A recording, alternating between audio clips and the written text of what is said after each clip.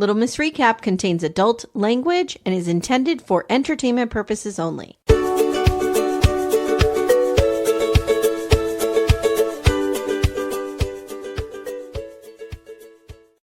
Hello, everyone. Happy New Year. Welcome to Little Miss Recaps. Ask Us Anything. I'm here with Becca. I'm here with Amanda. Hi, guys. Hi, guys. How are you? Very excited to be with both of you. It's 2026. It is. Shh. We're going to walk very quietly into it. This plane. We're not making a big splash. This is no one's year. Nope. We are just going to get in here real quickly and quietly and just make sure no one notices. We're just going to put a toe in, see how it is. What's the alternative? Because I'm not staying in 2025. No. I keep seeing these memes are like, guys, no one's having their year be 2026. Like, you're right. Maybe that's how we cursed ourselves. Yeah. I think I started in 2020 because I was like, I'm going to go back to dating and it's going to be my year. And then I broke the planet.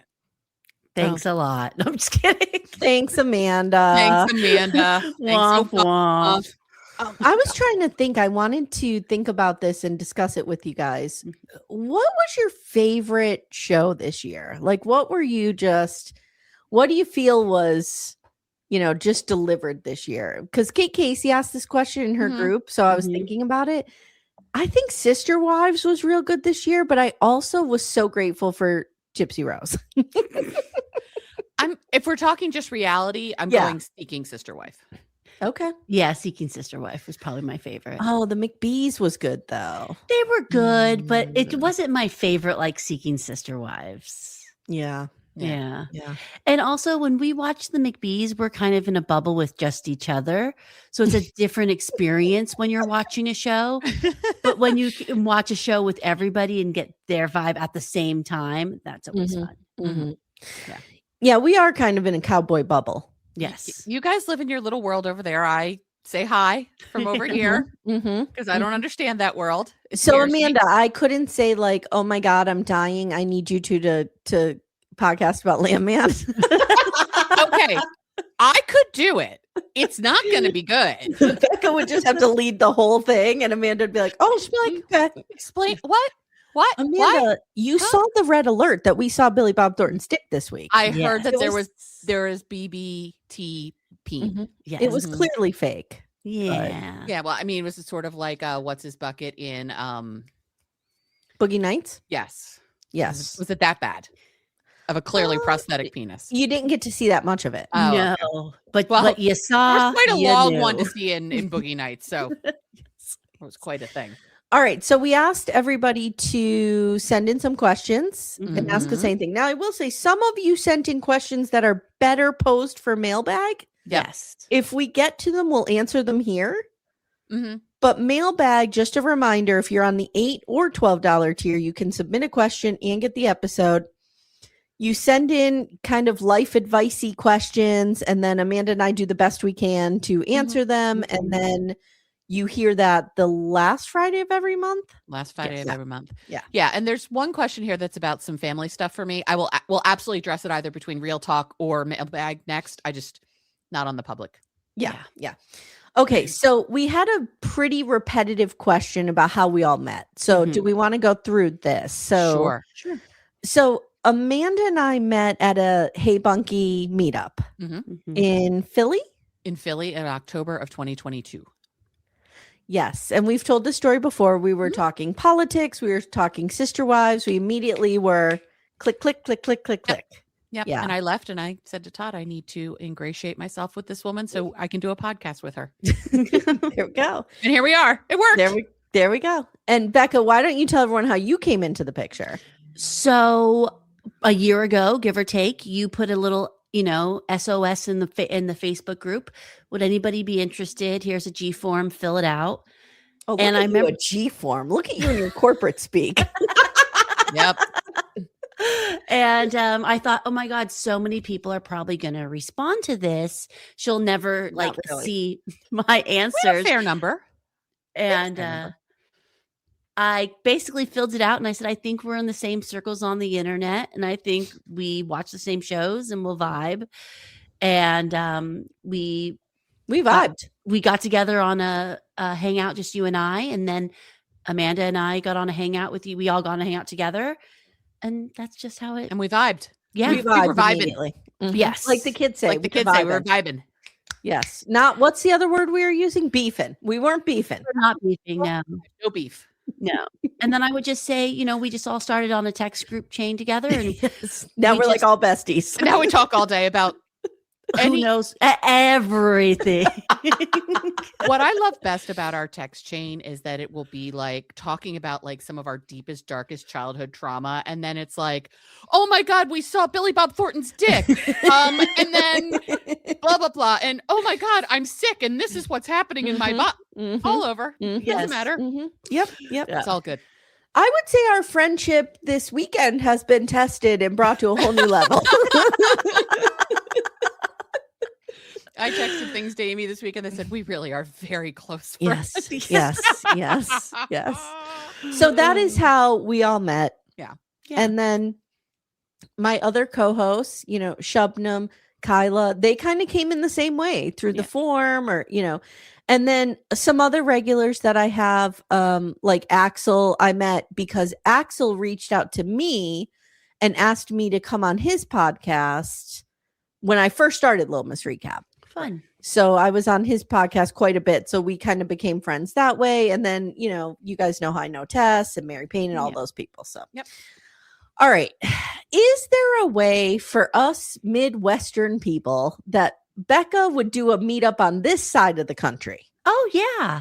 I feel like she's part of the family too. And it would be amazing if she can join Faithful Backdoor and couch detective friend Sarah from the Mitten State. Guys, are we going to, where is this? Midwest? Michigan. Michigan is the Mitten State. Yeah. Because when you hold it up, it looks like a little mitten. And people will tell you where on the mitten they live. Yep. I love, that's my favorite thing about cute. Michigan's. Me too. Okay. Yes, I would probably, there would be a place that would be hard to tell me not to come. I would probably wiggle my way into any meetup. You were here when we were in Chicago. That's the first time we actually all met in person, and it was a big surprise for Amy. It was so much fun. And you were with us in San Francisco, obviously. Oh, yes. So I do want to do more meetups this year. I have on my bingo card, I want to do Pittsburgh in March because I have to go out and get my kid. Okay. I want to do one in New York. Yes. In the fall. Okay. I'm announcing this right now. I have made a pledge that every year on John Lennon's birthday, I'm going to try to go to Strawberry Fields. Oh, I think that's great. So I think we should have the meetup around that time. Perfect. Oh, perfect. I'll plan my birthday trip. That'll be perfect. Yep. And then I want to do New Orleans. Ooh, fun. You just want to go to the Bayou. I want to go to the Bayou, guys. I really do. We're gonna have to split. We're gonna have to plan an entire day to go down to Cutoff. Yes. Get the whole lay of the land. Do you know somebody told me you can't drive around the Bayou at night if you don't know where you're going because you'll drive right into a little bayou. No, we can only do this during the day. Yeah. By the way, I don't know if you listened. Jake has confirmed that Lisa, rapidly aged Gypsy Rose, definitely has some Bayou background in it. How's it been confirmed? Well, he confirmed it based on her accent. Okay. Okay. All right. Good. Yeah. So you're right. So that's what we're going to do now. I don't know when we're going to fit in. We could probably fit in a Midwest thing. I don't know. I got to think about it. Yeah. I got to think about it. We could do Chicago again. That's easy to fly to. Oh, Chicago's so easy. Yeah. Detroit's also easy to fly to as well. Yeah. I think when we talk about New Orleans, we really need to think about the time of year, the temperature, the humidity. Can I tell you guys something? This is what I do with my therapist. Can I tell you something, therapist? Yeah, I do that too. What I just felt come up? Yeah. I already felt anxiety that I have to leave my house and get on a plane. Of course. Oh my God. Jesus Christ. Okay. Ridiculous. I would love to know how the podcast started. Just found it this year. Happy holidays, Letty. Okay. So the podcast, it's easy to say, it started April 2023, but it did not. It started long before that and it was actually 2022. So let me think about this. So I started Gen X This Is Why in June of 2020 with my sister, and we were going to do Little House on the Prairie, which we did, but I wanted to build it out to something.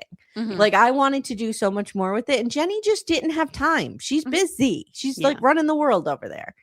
So I I was like, okay, well, I'm going to then try to do my own, and it's going to be reality.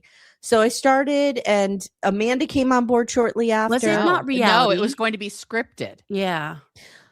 No, back up. I started a Married at First Sight podcast with Leslie DJ. Yes, you did that. Called 6 Degrees of Separation of Reality TV. 6 Degrees of Reality TV. Yep. So we did that for a little while, and it was fun, but like MAFS wasn't doing it for me. I knew I needed to get into Sister Wives. I knew I really wanted to get into the 90-day world. So I started Little Miss Recap, and I started Little Miss Recap under what I call the Mary Payne model, which is like you're the anchor host, and then people come in and out and rotate, but you have a few mains, if that makes sense. So we had a few mains when we started. Amanda came on very early. I think you were the second show I did. Yep, Yellow Jackets. Yeah. And so that's how it started. And then when I lost my job, I had a job. And then when I lost my job, I was like, I have to throw every single thing I have at this because I have no marketable skills. And That's not true. Not true. And no, nothing to, I have an MFA. But I was like, I need to do, the job market was hard. Yeah. And I needed to Still do something. hard. And I will tell you, life coach Amanda was like, okay, you were like 6 months. I'm giving myself 6 months. And if I can make this go, we're doing it. And you put everything into it. A lot of people put a lot into it. Yeah. I would not have been able to build it to what I had if you had not come on board, Amanda, if we did not have, like, it was just an amazing moment, an amazing community, like coming together. Yep. Yeah. And here we are. Yeah. It worked. And now it's a family business. It's a family business. Yes. Yes. Which is very fun. All right. So please this kind of ties in. So we'll just do this next. Please be advised, this question is being asked for selfish reasons, not to be invasive. You've been open about your career path and changes, and that you've insecurities about the success of the podcast. Crippling anxiety over the success of the podcast. But yeah. How are you feeling about your progress in growing the podcast and sustainability? Seriously asking because I want this to go on forever and hope it's going well. It's going well. Yeah. Like I was just telling you guys, like at the end of the year, everything was paid. Everybody was paid with a tiny, tiny little bit over. Like it's going fine. I do feel though that it's kind of plateaued, but that's okay because it's plateaued in a good place. Yeah. So like I'm fine with that. And I'm the one who's like, we're going to figure out how to continue to grow because I think there's growth to be had. Yeah. And I'm always the one who's like, I'm good. Our girl here has some limiting beliefs. Let's just put it that way. And, we've hinted that the vow is coming. NXIVM is coming. Amanda's life dream to talk about NXIVM is happening. We talk a lot about limiting beliefs in the first episode of the vow. So, okay. I will say starting Murder, She Watched was a big help. Because it gives me part of, and maybe this is the teacher brain in me, but I felt like Little Miss Recap was too scattered. There was just too much. And so giving me a place where I can do the murder stuff that I love to do so much helped. It helps to clarify the vision of what Little Miss Recap is and what Murder, She Watched is. And I know people get real annoyed with me that they're not connected. Their Patreons are not connected. I did that purposely, for tax reasons, but also like, if I ever want to shut one down, I have the other. Or if one falls apart, I have the other. Like that's kind of why I did it the way that I did it. I think it's smart. Yeah, and we spent a lot of time pre-Murder, She Watched trying to figure out where things went, what to put them on, what to call them, what to do. And I really think it has made a huge difference in just the like, oh, this very clearly goes in this bucket. This very clearly goes in this bucket. I need things in buckets. Yeah. Maybe makes it a lot easier. If there's a psychologist out there who could diagnose what this is, because this has been something my entire life that I need things clearly labeled and in buckets. Yeah. I don't know what that is. I need them too. And as my mother yells at me all the time, you're just like your father. You keep buying things to put things in. Oh, I love something to put something in. I do too. God. I A little buy lots of things bag. to put things Yes. Home storage, home organization. Yes. in. I almost went to the container store today and I was like, no good will come from this. You don't I need just to love do to this. walk around. Me too, and touch the things and see the Yes. things. And think about how I would organize things. If we were to ever organize things. Yes. Yeah. Right. So let me ask you guys, let's have a more general conversation. What do you feel? Because this is something that I think the person asking the question is hinting at. Is podcasting a strong industry still? I think it is, but I think it's shifting a Yes. lot. And I think it's shifting because the powers that be are trying to make it shift more than it's actually shifting. Yes. I think the industry, quote unquote, is trying to make podcasts go a certain way. Video? Video, or just the advertisement, or the kind of host or the kind of shows we get from these big corporations now. But the audience is like resisting. It's an interesting dynamic, I feel. Yeah. The podcast industry, podcast audience dynamic. Agree. And it's important to know your audience. There Yes. are podcasts for whom YouTube and video is incredibly important. You've asked the BDFs easily half a dozen times. Do you care? A couple of people do. Most don't. Yeah. And I wanted Little Miss Recap to be an audio medium. Like that is what it is. Yep. You know what I mean? I'll do video here and there, but like I don't want it to be a video show. Right. Yeah. I feel so I don't even know how to say this. Like I think it's important for us to understand our audience takes us with them in their ears everywhere they go. Yep. We are part, and I only know that because that's what I do. Mhm. And I said, Amanda, you know, you were in on Little Miss Recap very early when I was saying to you all the time, you and I, and now you, Becca, you guys are the target audience. I'm my target audience. Yeah. Yep. So like we just kind of modeled this after what we like. Yeah.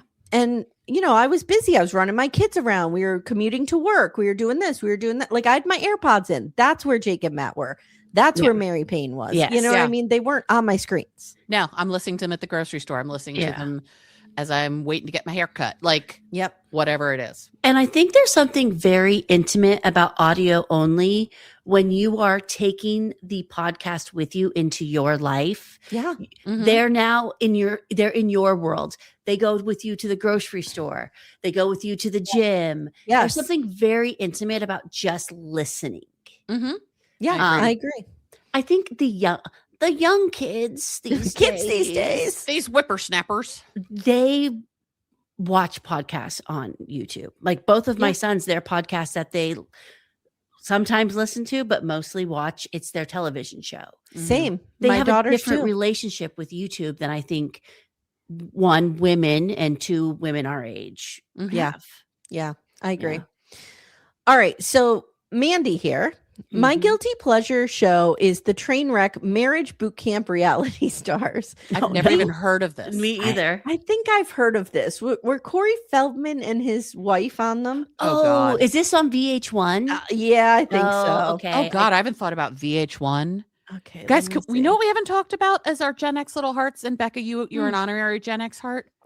MTV is shutting down its like video Yeah. situation. Yeah, I'm not surprised. We're not even bothering anymore. What? But my I mean, son it makes said sense like no one they're watches it, but- closing, they're ending completely, the channel completely. No, they're not. There's like 17. It's like TLC at this point. There's Okay. like 17 flavors of MTV. Mm-hmm. The one that just did videos, that one they're shutting down, but they're having reality and all sorts of other stuff. That's what I thought. Video killed the radio star. Podcast killed the video star. Oh, one more note on the whole podcast thing. It Mhm. also enrages me when celebrities do podcasts. Yeah. Yes. I'm okay with some of them, but not everybody needs No. it's supposed to be an accessible medium for everybody. Mm-hmm. Like, Yeah. why don't you guys just stick to like Sirius Radio and stuff like that? Like, I agree. the Celebrities indie podcasts should are only being be put on out. Sirius. Yeah. Yeah. Little Miss Recap will return in a moment. For ad-free episodes, visit littlemissrecap.com/support.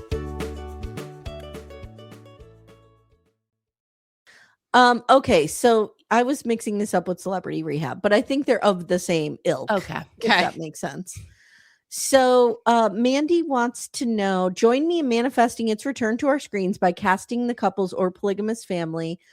The show that had it all. You would like to see pushed into therapy and potentially attacked by dogs, which actually happened. Geez. I'm not overselling how wonderfully awful this show was. So I think she's asking here, which reality family would we like to see on this show? Marriage Boot Camp, Celebrity Marriage Boot Camp. Well, I mean, I'd want to see the Browns go on it and have like actual therapy, but like all of them. Yeah. They have to all be in the house together doing therapy. Kids can come and go, but the parent, the couple. The adults all have to be together, even though most of the kids are adults now. I would love Cody to have to do individual therapy with each wife and keep running between the rooms. Would that be fun? But I also would love to see Garrick and Danielle on it. I would too. Merrifield. Oh God. I would too. Because he would just be like, God told us that we have to do, and Danielle would be like, and he would say to a therapist, but what about the sperm in her brain? Oh God. And then we'd be real confused there. A therapist would be like, what? Huh? I wouldn't mind seeing Kian and Gypsy Rose. I wouldn't mind just seeing them back on my show and my TV on general. Any show. Rod and Christy. I would love to see Rod and Christy in marriage therapy. Okay. So you can see how bad it is, so you can figure out if you can get yes. right in there. Yes. Yeah. All right. I'm such a fan of your content. Makes me feel really cozy. I'm a young mom in my early 20s. Whoa, we got one. We got one. I was a young mom in my early 20s. We've got a lot more Gen Zers than we realize. We wanted to know what you wise ladies would suggest to me. I don't have much help, unfortunately. I have a wild toddler son. Love him immensely. Would always love to hear your perspective. So I will say that, if you want to write in with some more specific questions, we can help you out a little bit more mailbag. But generally, we can give some advice. My advice would be to you're not going to see this yet because your son is a toddler. Yeah. But once they get into school, you're going to have a community kind of spring up around you. Doesn't happen for everyone. Didn't happen for me. My girls went to 3 different schools. Didn't happen for me at 1 or 2 of them. But the one school I was at was very communal. And, I feel like you do kind of, especially if your son starts to venture out, maybe play sports or become friends with other people, you can lean on those communities. Do you guys have other? I was a young mom in my 20s to 2 little boys, and it's hard because you're isolated from a lot of your 20-year-old friends. Yeah. At least for me, I was. So that's when I started my journey on having older women friends, because at that time, most of the women were 5 to 10 years older than me. You just have to, it's such a cheesy thing to say, but you do have to find a community of some sort to help you. You need to have other friends that have kids around the same age as your kid. That really helps. And I know this is the cheesiest, most frustrating thing to hear, but it's going to be gone so fast. And so fast. It's going to be gone. And that little toddler is going to be 20 in front of you. And telling you to fuck off and going out and vaping. And so I know it's hard to hear, especially when you're by yourself and it's hard. And I had no help. Yeah. But it's going to be gone so quickly. Just make the best of just only worry about today. Just today. Make the best of just today. Yeah.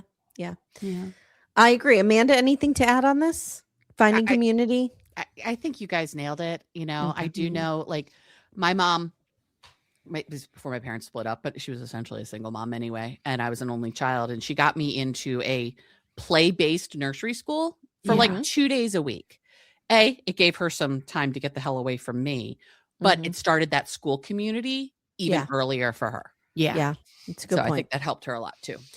So Vicky has an astrology question that I know Vicky's on our Patreon, so she'll hear Vicky. It. So we'll answer that on mailbag, and Vicky can get our full attention there, because I also maybe want to run it past PDF Robin. Oh yeah, that's a good one. Okay, so next question is from Olivia, and I can open it up to all 3 of us. How did you choose names for your kids? Okay. What inspired names for your cats, Amanda? Yes. Okay. Because they are my kids. They are your children. They are my absolutely. children.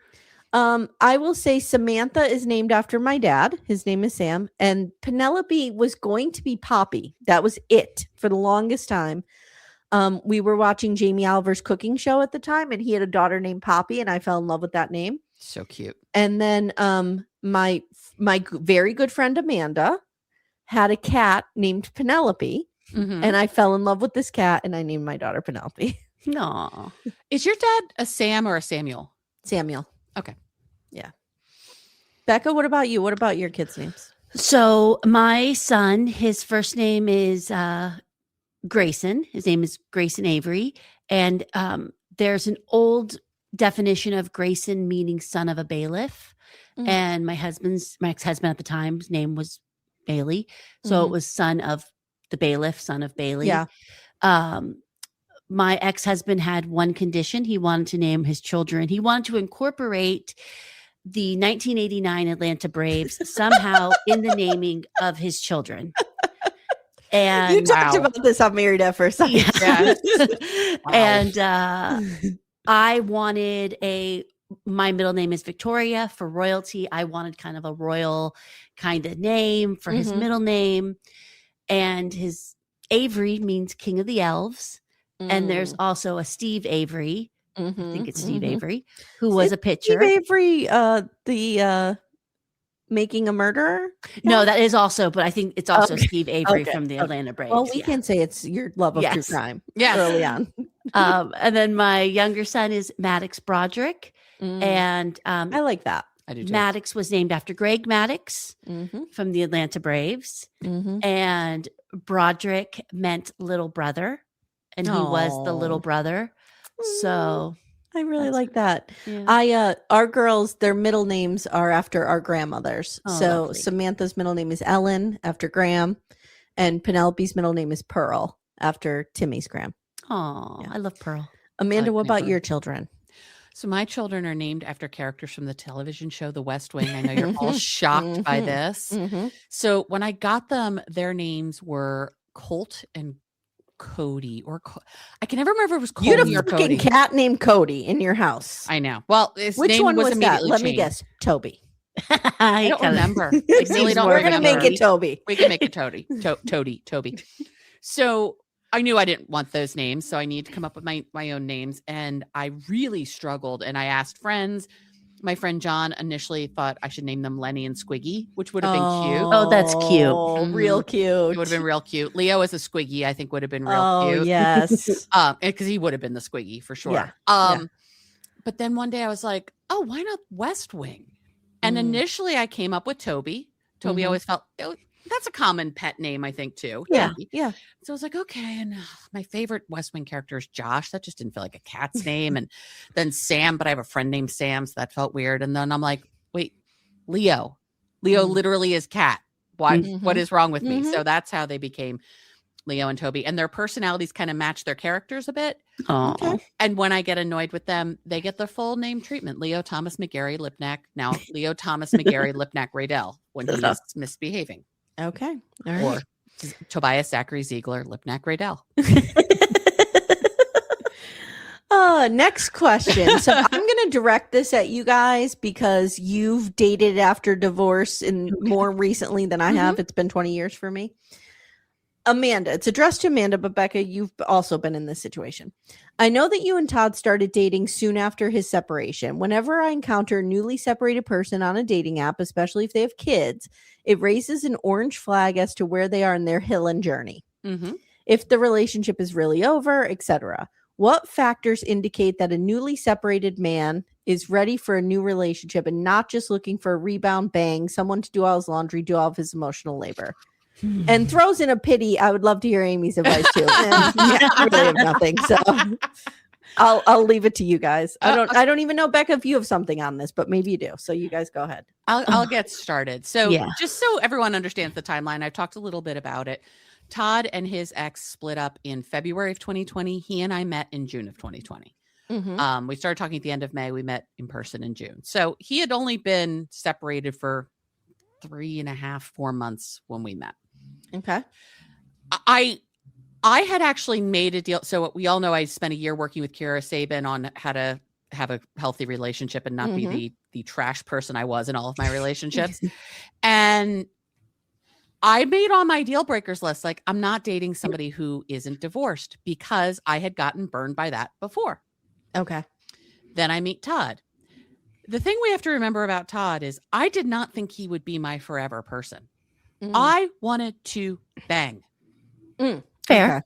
Okay. That was it. It was June of 2020. I was unemployed. I was alone. I hadn't touched a person in 4 months. Like, I just was looking for a bang buddy. Sounds like my dream life. Yeah. 4 months alone in my house. You think it is. It's Until really you're not. there. Until you're living you know it. what it is? Until it's forced upon you. Until it's forced And upon then you. you don't like it. And you're like, oh, I haven't touched anybody in 51 days. That felt is really a weird. weird. It's Yeah. really weird. And so I didn't go into this, I don't want to say not caring that much if he was over his relationship, but I wasn't anticipating this would be a long-term You relationship. weren't looking for flags, or you Yeah. weren't paying attention. Though. No, and I was in like my bigger head wanting to find my forever person, but honestly, I just was looking to get laid. So Yeah. I meet him and we start talking, and we talk about our relationship history, and it becomes very clear to me in talking to him, his marriage was 100% done. Yeah. He was the one who made the decision to leave.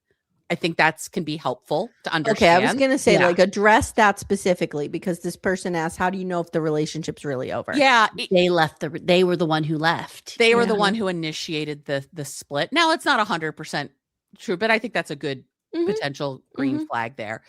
And he was the one who had initiated. We talked about the timeline of when he had even started to think about he might want, like, we got real into the history of this whole thing, and it was very clear very quickly, like, his marriage was done. Yeah. Yeah.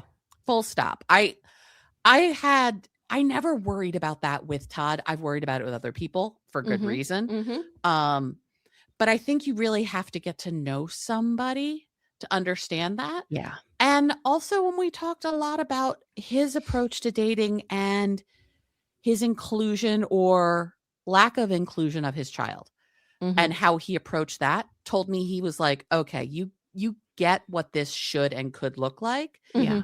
You know, I've said before, my stepson didn't know I existed until we'd been dating for 3 months. And he really only saw it because, like, he saw a dating app on Todd's phone. Like, it wasn't that Todd started telling him about it. He was like almost 13. He was starting to suss the situation out.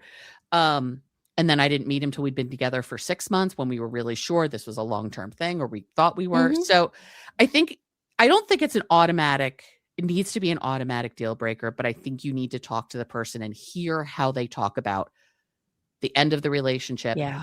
I will tell you, it is a red flag if all someone does is talk about how crazy their ex is. Yes. 100%. Yes. If there's a lot of anger there, it's not resolved. No. And I'm not saying someone's going to be 100% resolved and like not give a shit, because it's still the end of a relationship. Especially if they have kids, they're still tied. Yeah. Still a relationship. Yeah. Todd will be in a relationship with his ex-wife for the rest of his life because of their child.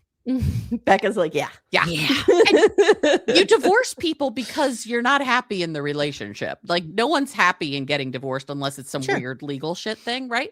So I think it's really important also to see how they talk about and how they're dealing with their ex. Because that tells you a lot about their emotional maturity and where they are in the process.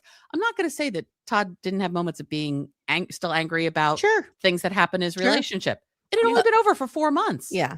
And we're parenting together, so I'm still having to deal with this stuff. And but it was just very clear to me in our conversations early on, like, now he's out. Yeah. He's out of his marriage. Becca, do you have anything to add to this?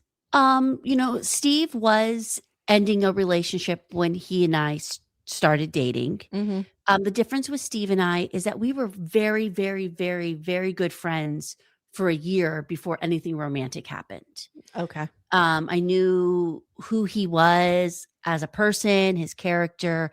I knew what was going on in the background. But I agree with Amanda. You have to really listen, kind of read in between the lines sometimes of what they're saying is going on with their marriage. But if they've left the marriage and they're moving on in a healthy manner, sometimes divorce takes a long time. I don't think not being divorced is a deal breaker, because in the state of California, that could take 2 to 5 years, But if they're divorced, but they're still going over for dinner on Tuesdays and Thursday nights. Yeah. Good point. I mean, Todd's divorce wasn't final till we'd been together for almost 3 years. Yeah. Almost. I can speak to the part about how do you know they don't want you to do their laundry, Don't do it. I will say that I put a policy into place when I started dating after I got divorced, and I it would be something I would really be strict about today, is I would not date somebody who didn't live by themselves at some point. Timmy did not live on his own when I reconnected with him. He was crashing at his parents' house, but Timmy had lived alone for like 5 to 10 years. Yeah. In other parts of the country. Like, I just feel like when somebody has lived alone, they know how a house runs. They know how to operate it. They know how to take care of themselves, put food in their body, clothes in the washer, That would be my advice. Like, I saw when my parents' marriage ended, my father, who went right from his mother's house to my mother's house, knew how to do nothing. Yeah. You know what I mean? And he lived by himself for a year, and guess what? He had to learn. Yeah. And there's a big difference between like that learning and like after my dad split up from a relationship, he called me up one day. He's like, "Can you help me make my house not look like a single man lives here?" Yeah. Yeah. Because he wanted like some throw pillows and some candlesticks and all that. Yeah. And I'm like, okay, you need totally red and white glass. That's very different than like someone who doesn't know how to feed themselves. Yeah. And is only eating like. I had to show my dad how to use the washer. I had to show him how to balance a checkbook. I had everything. And I think what we're saying here also is your dads. Yeah. I think women, I'm just going to say it, sometimes women put themselves in the position to be the mother in the relationship. Yeah. Just don't do it. Why do I need to do your laundry? Steve and I have been together for 11 years. I don't do his laundry. That's an important point. I often say one of the hardest things to change in a relationship is the initial dynamic that is set up. It can be done. Yeah. Like if you're in a position where you're like, I've been married 5 years, I'm doing all the housework, I really want to. It can be done, but it's hard to change that. So really think about that before you get into a relationship, and maybe even have the conversation like, hey, we're going to move in together. What does that look like? What chores are you going to do? What am I going to do? That kind of stuff. That's actually really good, because when Todd and I met, and I was unemployed because I'd been laid off because of COVID, we joke all the time, like that was my housewife summer, because I like made us dinner every day and I did, but it won't end. Stuff. Yeah. But guess who's still making us dinner? Yes. Yep. And Timmy and I, same thing. When we got together, I didn't work because I was pregnant. I stayed home with the girls for 18 months. He worked. So I did all the housework and stuff. And we were able very slowly to eke that change a little bit. Yeah. But not a lot. It stayed that way for many years. Yeah. Can I say a confession? Oh, no. I never really made a regular at-home dinner until I got in a relationship with Steve. Oh, okay. Wow. The boys and I ate out almost every night. Yeah. Like, it was just the three of us. I'd pick them up from school, like the after school program. Well, we lived in a neighborhood that had a lot of restaurants to go to. We drop our backpacks off and we'd go walk to dinner almost every night. But I wanted to impress Steve. And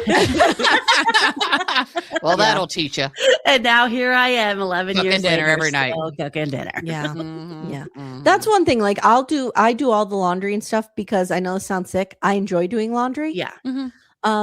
But Timmy has really helped me with the cooking because it's hard. Like I just, how you guys know how it is. What are you going to make every night? What do you do? You know what I mean? It's ridiculous. Especially when there's two of you. I feel it's harder when there's just two people. Well, and then like I was at school, I was teaching. Not that teaching isn't hard, but like I'm not humping 140, pound drywall sheets all day. So like he would come home and I would hesitate to be like, can you make dinner? Right. Yeah, he could like barely move. Yeah. You know what I mean? So physical versus intellectual, mental tired is different. Yeah. Todd's also a terrible cook, so I do all the cooking. Timmy's a better cook for all than of me. us. Yeah. Timmy's a better cook than I am. I wish he'd cook every night. Yeah. What pizza place did Timmy manage or work at when he lived in Madison, Wisconsin? So it was Glass Nickel Pizza. That's current Madison resident Hillary. Yeah. Is Timmy still best friends with your ex? Now, not my ex-husband, to be very clear. My ex-boyfriend that I wrote about in my book. Yeah. Yes. Yes, they are still good friends. They don't see each other a lot, but who does? How did he feel about your relationship? I mean, I wrote in the book, Ollie was not thrilled about the relationship, but I don't think it had anything to do with me, if that made sense. I think it had to do with Timmy kind of straightening out his life and finding a place. Mhm. And so, no, everybody's fine. That is, as Cody Brown would say, water under the bridge. Everybody's fine. But thank you, Jeremy. Thank you, Jeremy, for listening and for supporting. I've seen you be popping up in comments, and thank you for being part of the show. Yeah. Little Miss Recap will return in a moment. For ad-free episodes, visit littlemissrecap.com/support. All right, how did you all meet? We did that. Things continue to feel bleak and scary. Oh, Planning things to look forward to, big or small, is one strategy helping me to keep my head above water. What are each of you looking forward to in 2026? Cheers, Diana. Well, I'm looking forward to the meetups. yeah. Got to get me down to that bayou. I'm telling you. Yeah. I'm relaunching my coaching podcast. So here can be my official Yay. announcement of that happening. I'm using the Amy Archer / Mary Payne Gilbert model of podcasting. I suspect you'll hear both of these lovely ladies' voices there at some point. Hope and so. hopefully a lot of other folks. So I'm really looking forward to that. And Todd and I have decided, we're always working on our finance stuff. We've decided that we are, every time we get paid, squirreling away just a little bit. So we're going to plan a big trip we don't know where it is yet, but we're going to do like a real trip next year. So Nice. Very nice. Very nice. What about you, Becca? Becca? Let's see what I'm looking forward to next year. Steve and I have decided we do a lot of little weekends here and there. Just go to a hotel and stay, like a new little town, hang out, have dinner. We're going to do less of those. And the money that we spend on those weekends, which ironically can end up being very expensive. Yeah. We are going to do more big vacations next year. Fun. So instead of we're going to try to do between 2 and 3 big vacations next year. Does Steve want to come to the bayou? He would. He'll come anywhere I ask him. He's pretty good. No, guys, we can't bring the guys to the bayou. No, we can't because Amy needs her space. girlies. I need space. For girlies in the bayou. She can't be having, the anchor that is her husband. With her in the bayou. He needs to be in another state. And I don't want Christy to get a look at Timmy and have the hots for him because he's very Rod Blanchard adjacent. Or you guys could be on a new wife swap Polly family episode. I would really like to put Amy, you and Rod Blanchard in a marriage together for a minute, Yeah. or even Christy and Timmy. That'd be great too. Like neighbors Wow. in the cul-de-sac. Wow. Christy, I think with all of her Jesus t-shirts and Timmy together would go great. So one thing I will say that I'm looking forward to in 2026 podcast wise is I have a lot of open investigations right now. Yes, you do. And I'm really getting into it. Like I'm digging into a lot of murder stuff. Amanda and I are digging into Nexium. Like there's a lot that I can't wait to get my hands on. That Keith Raniere. Oh, I'm coming for him. Oh God. Can't wait. So like there's some good podcast stuff coming up. I don't foresee any big changes with the podcasts next year. Just keep trudging along, doing what we're doing. We love what we're doing. Yeah. Okay, Amy, have you experienced writer's block? And if so, have you overcome that? Love you guys, BDF Laura. Oh, I mean, yeah. I can experience writer's block. It's interesting because when you're a creative of any type, an artist or a musician or a writer, I think that there's always this pressure to be producing. And I've learned to just not I've learned that my creative output looks different. It's not always in a book. It's not always in a poem. Sometimes it's in the notes I'm taking for the podcast. Yeah. Sometimes it's in, I don't know, like an episode that I do that I'm using my creative brain. Yeah. So I have decided to stop being so hard on myself.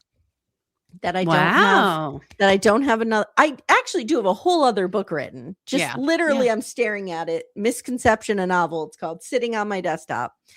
That I have to get around to editing and working on, and maybe I'll do that in 2026. Maybe I'll get a little fire under me. But yes, writer's block, extremely common. I mean, if you look at it like you're still doing the creative work, it's just not the way that you think it should look as a writer, then all that counts is that you're still doing the creative work, even if it's up here in your head. Yeah. All right. I feel kind of stupid, but I just realized that, I don't know if this is a question, but I'll read it. I just realized Toby and Leo are names from the West Wing. That was on purpose, right? Yes. Leo was my all-time favorite. This is Julie. I'm the one whose brother died over the summer, and you two got me through the worst of it. I still can't thank you enough. We just closed on his house, and every night after cleaning it out, I would put your podcast on. I'm going to cry. I would put your podcast on and feel hugged. I love that. Julie, I'm so glad. Yeah. Because I've had, and the three of us have always talked about this, like we've had people who've done that for us moments in our lives. And to be that moment for somebody else is just so important. It's such an honor. Such an honor. Thank you so much, Julie. It validates everything we do. Yeah. It's such an honor that people listen to us and remember things about us. And it's such an honor to know that there's people spread out there that actually care and are thinking good thoughts for us. I know. Yeah. I was thinking that the other day, and I've said this to you guys before, like we're all kind of going to go through this life together. Yeah. And it's amazing. Yeah. Would the three of you make good sister wives? If so, who has the most big wife energy? Allie, 31 from Iowa. I would not make a good sister wife because I don't think I'm secure enough to be a sister wife. Let's break this down into a couple of ways. Let's take the are we secure enough to do this off the table? Okay. Let's assume Because no, you two would absolutely murder me if I married either of your spouses, and I'm not really interested in that. So let's take the is it really possible off the table? Yeah. I actually think we would be decent sister wives. Yeah. Because we get along well. We're different enough that we're not going to show up in the exact same way. Yeah. I'm afraid to say who I think might have the big wife you energy. can say it. You can say it. I think it would be me, and I don't want it to be me. I think I would be a good second wife. I think you two would be too big of crybabies to have big wife energy. Yeah. I don't know. I could go into teacher mode. That's true. You can get bossy. I can get bossy. And I do have a bossy, like an actual professional work side of me. So, but I think I would do better as a second wife. I also have Janelle energy, and I don't like to do a lot of hard stuff. Yeah. So yeah, I'm fine, Amanda, with you taking the lead and being big wife. That's fine. But I would be more the Barb Henriksen model than the Mary Brown model. Yeah, that's kind of what I envision more than a Mary Brown. I imagine I would be the Janelle. I'd be the Christine raising all the kids and goofing off. Yeah. And I'd be Janelle dropping my kids off at Becca's house. Yeah. And I'd be the one crying about my infertility. There we go. We got it all. So would you want to live in one house all together? No. Would you want to live in a cul-de-sac where we're all still close? Yes. Yeah. I would need my own space. And I'll just keep my doors locked and all my shades drawn. And fuck Robin Brown. Yes, it is important to me to pick the art in my house. Yeah. Oh, yeah. Oh, yeah. Oh, my God. That would be the deal breaker for me. Yeah, no. Would be that somebody else is going to pick the art in the house? I would just need a pool what happens when he tries to pick the art. Sorry, Becca, I talked over Becca. Yeah, I would need a pool because I'd have all the kids always at my house. But we could all come use the pool because we're one big happy family. Yeah, I wouldn't I wouldn't be a Mary Brown with the lake. Yeah. No. Okay. If you were Santa, what personal character trait, not a physical thing, character trait, would you give Cody, Mary, Christine, Janelle, and Robin each to take into 2026 to most positively benefit their entire family? I'd give Cody some fucking humility. I was going to say empathy, but humility would be good too. Like, you are not the be all and end all, sir. No. Yeah. No. I'd give them some peace because they're all just a peace. There's no more anger. Just be peaceful with each other. They're all still so riled up. Yeah. I would give Robin a punch to the face. I'm just going to say. Yeah. What would I give Robin? I think Robin also some empathy or some ability to look outside of herself. Yeah, like a And think about motherhood. someone Like, else. how would you want this? Like, like when you think of someone else in like a motherhood type of way. Like, Yeah. think about these women as mothers and these children as children. Think about these people as your allies, not your enemies. Yes. Because that's where I think the three of us would be okay as sister wives, because we're always incredibly supportive of each other. Yeah. So you're right. That's what you need to be. You're right. Yeah. Okay. I'm going to try to go a little faster because we're running long here. Okay. Where do you see yourselves in the next 5 to 10 years? Rosie. Not in this house. Okay. Well, we don't want to live. I mean, once my stepson graduates and gets settled wherever he's going to be, we don't want to live here. So I'm going to say not in winter. Oh, I don't know what that looks like. Do we buy a little fixer-upper condo somewhere that Timmy can fix up for us that we can summer at or winter at so we don't have... I can't live through this winter anymore. Yeah. It's really weighing on me. Yeah. Becca? I know this sounds... Becca, who lives in the land of milk and honey and never has to go anywhere. Yeah. I hope in 10 years, and I know that still makes me pretty like on the younger side, I hope that I'm not working full time. Now, I know like realistically, I can't live a life of leisure and not work full time. Yeah. But where I hope that my career now is not as prevalent in my life. Or not as intense. Yes. Yeah. Like, that's a good goal. Like you've worked enough that you can kind of take your foot off the gas a little bit. Yeah. And I know like that sounds very lofty and like that's a huge like by no means am I anywhere near financially to retire. But I hope I'm not working full time in a career where I'm just like rat race, I guess. Yeah. I would like to be in my own business in whatever, I don't know what form exactly that takes, but I would like to not work in corporate America in 10 years. Yeah. Okay. I don't know if that'll ever happen, but it would be nice. What was your favorite pet and why were they your favorite? I had a cat named Lucy when I was growing up, Lucy Lennon. And she was my favorite for obvious reasons, but I was just obsessed with her. And when she died, broke my heart.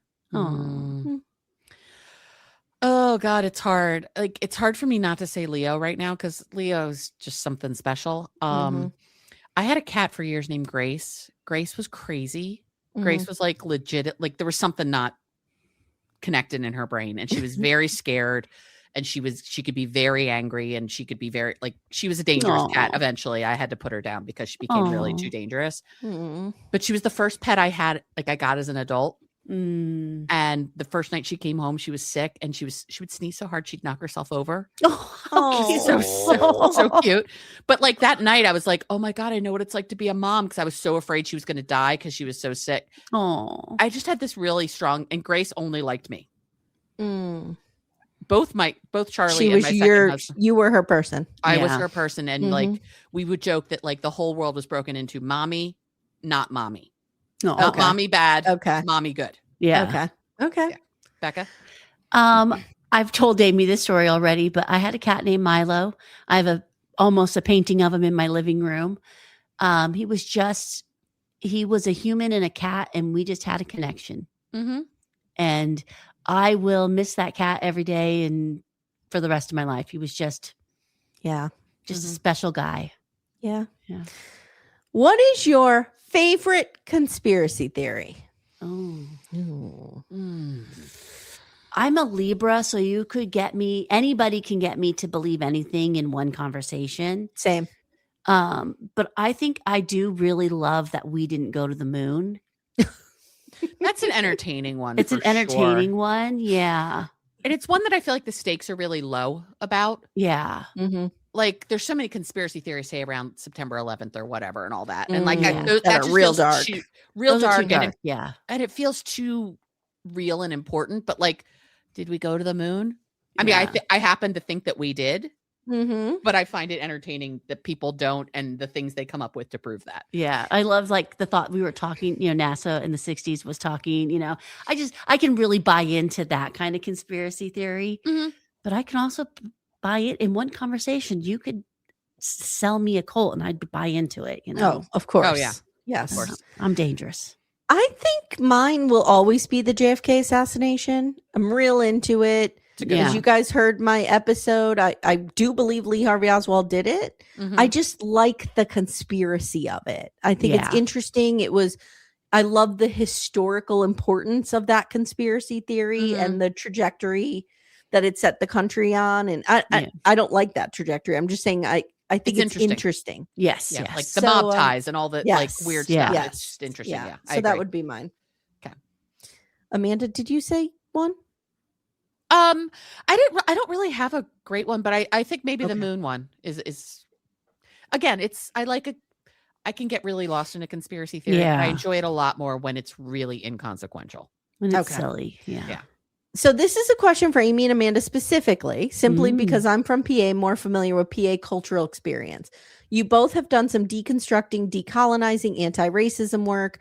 I'm wondering how, when, and who helped you navigate this. I've been doing this work for over 20 years. Love hearing how others found this journey.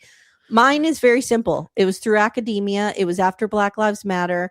We had a couple people in our university who formed an anti-racist committee, and they held workshops, and we did a lot of that work on decolonizing and all of that. So that's where I first heard the term. That's where I first became involved in it, and I learned a lot. Yeah, I mean, I grew up in a family of parents who asked the like, why do we fall for these stereotypes type of questions? So it's always something I questioned anyway. But for me, it really happened during the Black Lives Matter after George Floyd. A group of my friends got together, and I met some new friends through it. Like one group, my friends Scott and Krista wanted to do this work, and they wanted to do it together. And we got like this workbook on understanding whiteness and you know, implicit and explicit racism and implicit bias and all those things. And that's really where I got into it. And for me, it was fascinating to realize all the places that stuff pops up that you don't even realize.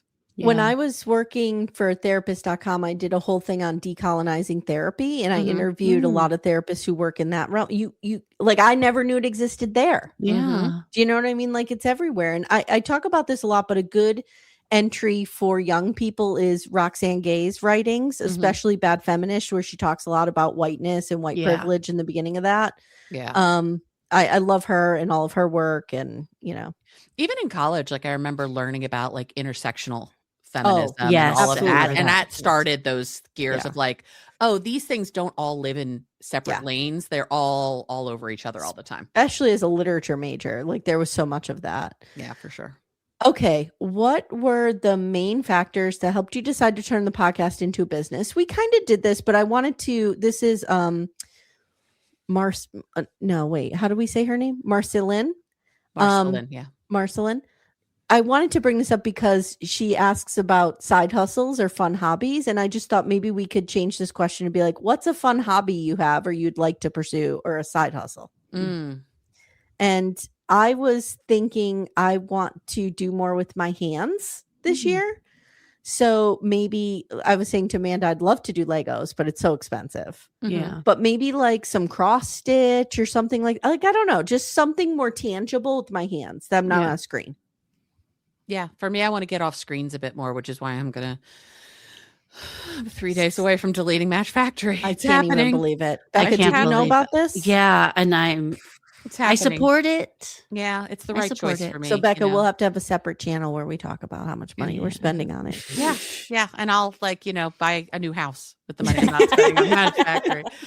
No, I want to start doing more things with my hands. You know, like I did pottery and I love that. I took a break from that. I actually bought like a thing off of Etsy, like a beginner's embroidery kit where it's like embroidering this like cat with flowers on a bag. I'm like, let me try that. Yeah. Yeah. See how that feels. Becca, you got anything? I'm not somebody that can do like an arts and crafts alone. My ADHD really kicks in. Like it's almost impossible. I am someone that has to go to a class to do things. I need to have the visualization of the teacher. I love glass blowing. Unfortunately, two of the studios are probably both about 45, 50 minutes away from me. One on the coast and one across the bridge.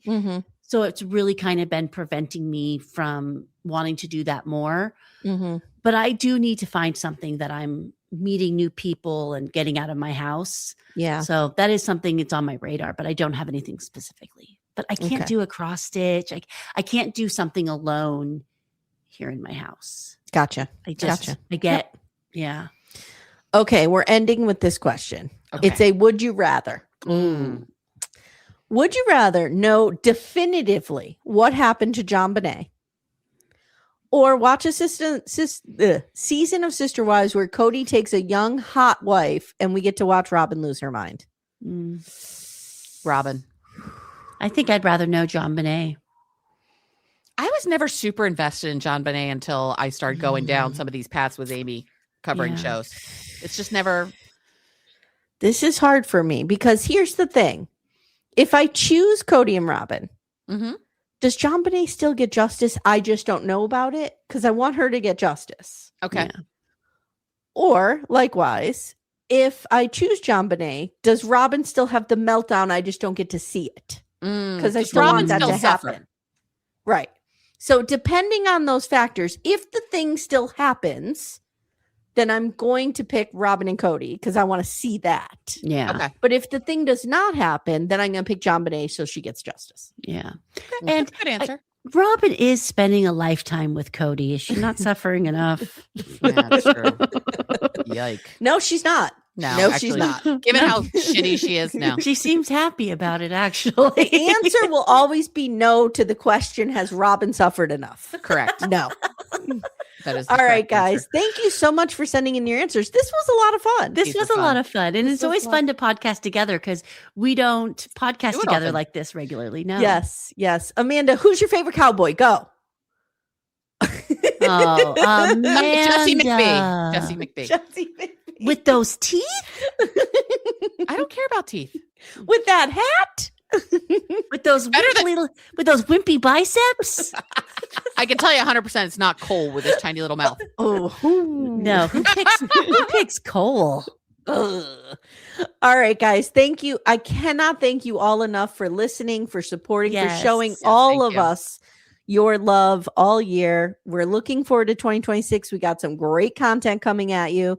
So please stick around and we're going to get through this together. Yep. All right, guys. Thank you. And we'll see you next time. Take care, everyone. Bye, guys.